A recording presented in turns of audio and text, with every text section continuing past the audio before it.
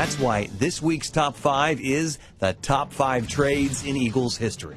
Coming in at number 5, a left tackle who went from undrafted to All-Pro, Jason Peters. They fleeced the Buffalo Bills. Give the 28th overall pick in that 2009 draft. I believe a 4th rounder as well, a conditional 2010 pick as well. Come on, Jason Peters. Is there a better offensive lineman in the game right now? Jason Peters, as far as I'm concerned, when you watch a Monday Night Football game or a Sunday Night Football game, and you're watching it in detail and you're listening to Chris Collinsworth call a game, you'll hear Jason Peters' name called a lot, and it's not because of penalties. Coming in at number 4, a linebacker who helped change the culture of the team, Bill Bergey. I mean, Bill Bergey comes over here in a time when it was pretty dark, and Bill Bergey helps usher in the Dick Vermeil era. But Bill Bergey was an absolute tackling machine. And Bill Bergey was an edge guy. Bill Bergey had a lot of those traits that you need in your middle linebacker. Smart, leader, tough, and that team really fed off him. You talk to the guys from the 1980 defense, and they'll tell you there's no question who our leader was. It was Bill Bergey. Coming in at number 3, a quarterback who was known for his resilience and toughness, Ron Jaworski. He's kind of languishing in L.A., and the Eagles make a great move to get him over here. And what he did was he sort of brought that team. He was the coach on the field for Dick Vermeil, and he took a lot of heat in the process. Took a lot of heat from the press and from the fans. But Jaworski was tough. And you talk about an arm, there's a reason they called him a Polish rifle. He had a cannon. Ron Jaworski is a guy from Youngstown, Ohio.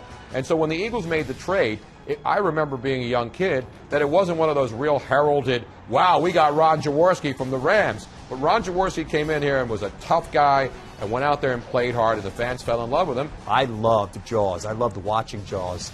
And to my left was my father, who was a manic Philadelphia Eagles fan, and he would yell at the screen at Ron Jaworski.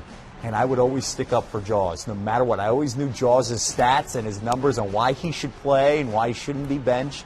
I can't see Jaws as a guy that played for any other team. For them to land him in a trade, and ultimately, you know, who is the other guy in that trade? Nobody even knows. You know who Ron Jaworski is, that's for sure. Coming in at number 2, another quarterback who led the team to the 1960 championship, Norm Van Brocklin. Van Brocklin had played a long time in Los Angeles. He was a veteran. And he'd been part of 2 championship teams out there. And was considered one of the best quarterbacks in football. Everybody knew that. But he had always split the job. I mean, it seems crazy in today's NFL you'd never have this where you'd have a great quarterback sharing time with other quarterbacks, but that he did in Los Angeles. So he told the coach, just trade me, okay? But don't trade me to Pittsburgh or Philadelphia. Those are the only 2 places I'm not going. Well, he traded him to Philadelphia. And he actually threatened to retire. He actually threatened to retire rather than report to Philadelphia because the Eagles were a bad team at that time.